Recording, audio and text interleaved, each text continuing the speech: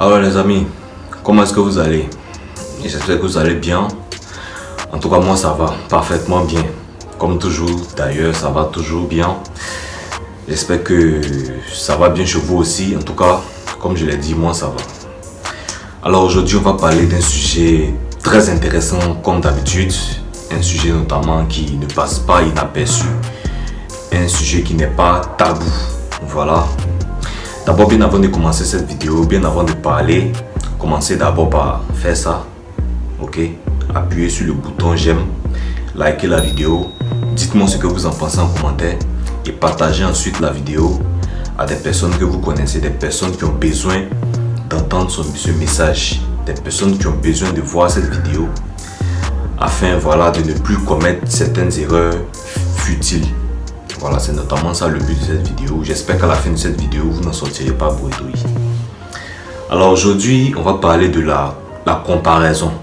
La comparaison, comme vous pouvez le voir, la comparaison, comme vous l'entendez. La comparaison à juste titre. La comparaison même en général.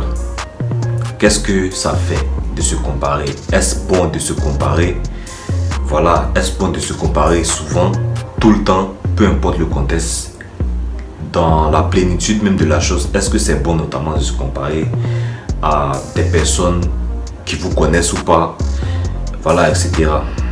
Alors, comme le plus souvent, quand je me connecte sur les réseaux sociaux, je vois beaucoup de choses et je vois je sais pas comment dire, des personnes qui font leurs vidéos, qui expliquent un peu leur vécu, peu importe, voilà, chacun a le droit de, voilà, comme je l'ai dit, de donner son avis sur un point de vue quelconque, de donner son point de vue, de donner son avis sur un sujet, peu importe.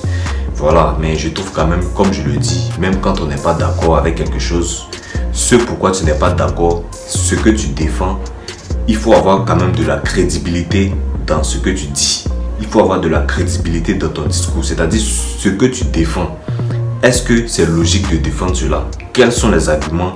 Quelles sont les preuves que tu apportes?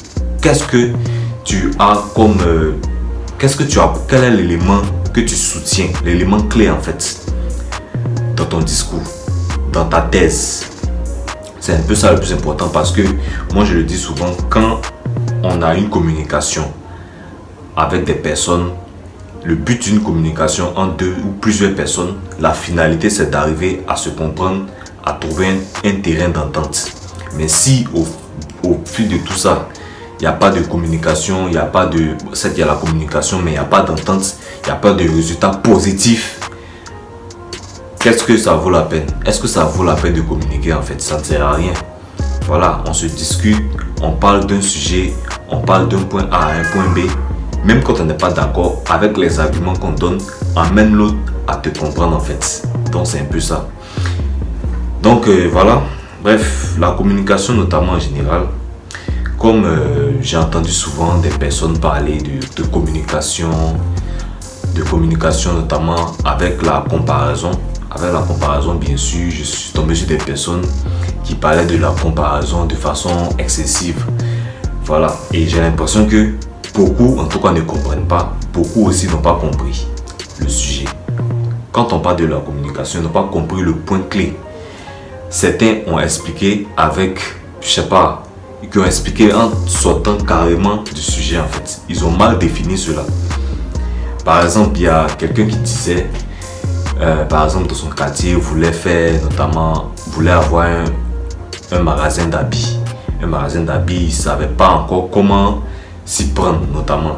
Mais connaissant quelqu'un du même quartier que lui, ayant déjà excellé dans ce domaine-là, notamment s'approcha vers cette personne, s'approcha vers ce dernier-là, afin de prendre conseil, les erreurs à ne pas commettre, etc., etc. Et afin de savoir comment aussi devenir quelqu'un à travers ce business qu'il souhaiterait lancer. Et la personne, notamment, est partie vers ce dernier qui avait déjà ce magasin. Et la personne lui a donné des idées, des astuces, des conseils, afin de ne pas commettre certaines erreurs lorsque la personne même débutait en fait son business. Et la personne disait que, notamment la personne qui allait demander conseil, ici, la personne dit aime se comparer. Ok, c'est son point de vue. Hein. La personne aime se comparer à des personnes, à autrui en fait. constamment. Donc, défendant maintenant son argument, défendant sa thèse, elle a donné cet exemple-là comme illustration, disant: je suis allé voir quelqu'un qui avait notamment le magasin et je lui ai demandé et cette personne m'a aidé. Voilà, si je n'avais pas fait cela, je n'aurais certainement pas réussi dans mon business. Donc, c'est bon pour moi de se comparer. Bon, selon vous, est-ce que ça, c'est une comparaison? Selon vous, mettez ça en commentaire. Avant que moi, je ne dise ce que j'ai à dire, chacun d'abord écrit en commentaire ce qu'il pense et ensuite, on va assumer comme des personnes matures, des adultes. Voilà. Est-ce que selon vous, ça, c'est une forme de comparaison? Je reprends. La personne voulait notamment avoir un magasin d'habits, mais ne savait pas comment s'y prendre en fait. Donc, connaissant déjà quelqu'un qui déjà s'y connaît dans ce domaine-là, va avec cette personne et demande: ah, comment est-ce que tu as fait? Est-ce que tu peux me donner des idées, des astuces afin que moi aussi, je puisse établir ce business-là chez moi, afin de ne pas commettre certaines erreurs, afin aussi d'être indépendant, de gagner ma vie. La personne notamment de bonne foi donne des conseils, des astuces, ok, à cette personne pour ne pas commettre certaines erreurs, afin que cette personne aussi soit indépendante. Et finalement, la personne réussit à mettre son magasin en place afin de vendre ses habits. La personne finalement devient indépendante. Et la personne aujourd'hui soutient que c'est parce que cette personne-là est allée voir ce dernier-là et cette personne a bénéficié de ses conseils. Voilà pourquoi cette personne aujourd'hui a notamment réussi à mettre son magasin en place, est devenue aussi indépendante.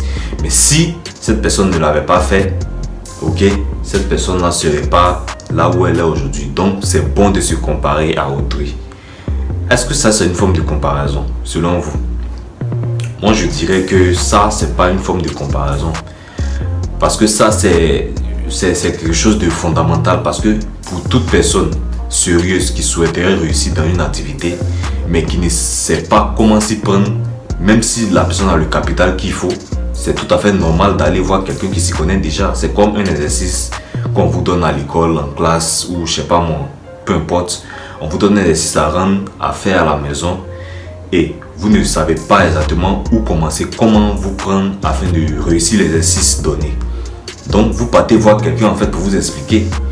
Donc, quand vous partez voir quelqu'un pour vous expliquer l'exercice et vous réussissez finalement à faire l'exercice comme il se doit, est-ce que ça, vous vous êtes comparé à la personne qui vous a expliqué l'exercice pour dire voilà comment on fait, et finalement vous avez réussi l'exercice? Est-ce que ça, c'est une comparaison? Selon moi, non, à ce que je sache. À ce que je sache, c'est pas une comparaison. Ça, c'est un cas d'exemple en fait.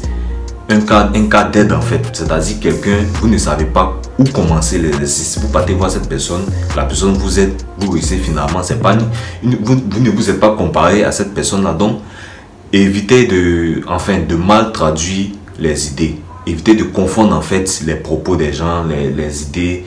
Quelque chose que vous ne comprenez pas, prenez le temps d'analyser très bien d'abord la situation avant de vous prononcer. Comme je le dis, il est bien beau de ne pas être d'accord. Il est bien beau de défendre son argument, ses thèses, mais dans la défense, il faut avoir la crédibilité. Il faut que ce que tu dis, ce que tu défends tienne. Voilà.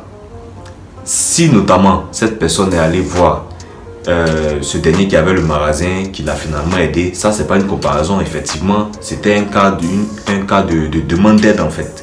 Quand la personne vous aide finalement, est-ce que vous vous comparez à cette personne? Non.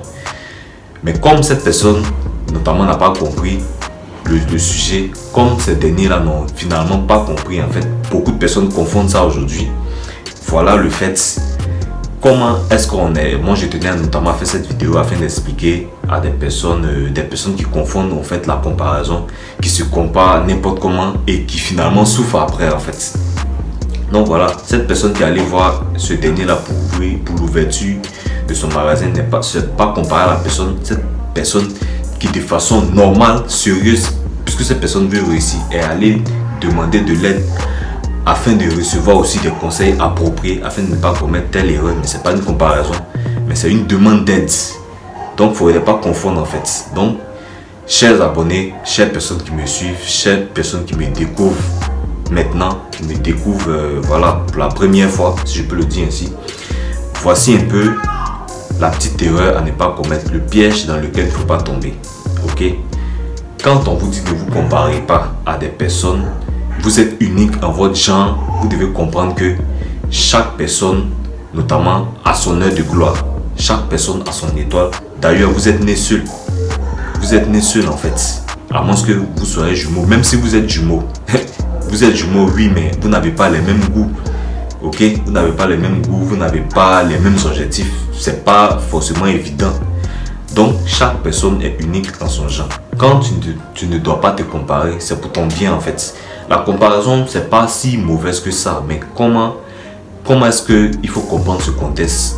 Se comparer à quelqu'un, soit voir là où c'est quelque chose qui ne va pas chez vous. Par exemple, je veux exceller dans tel domaine, je connais déjà quelqu'un qui fait la même chose que moi. Voulant réussir, je notamment prends des informations, je demande soit à lui, je vais vers lui et je lui demande par exemple comment est-ce que tu as fait ici, tant, et j'essaie de comparer à mes résultats. Si déjà je vois dans tel domaine, déjà je vois que je suis déjà soit plus près de lui ou un peu en avance, je suis fier de moi. Ah ouais, je pense que je fais du progrès, hein. Donc notamment je vais commencer déjà un peu.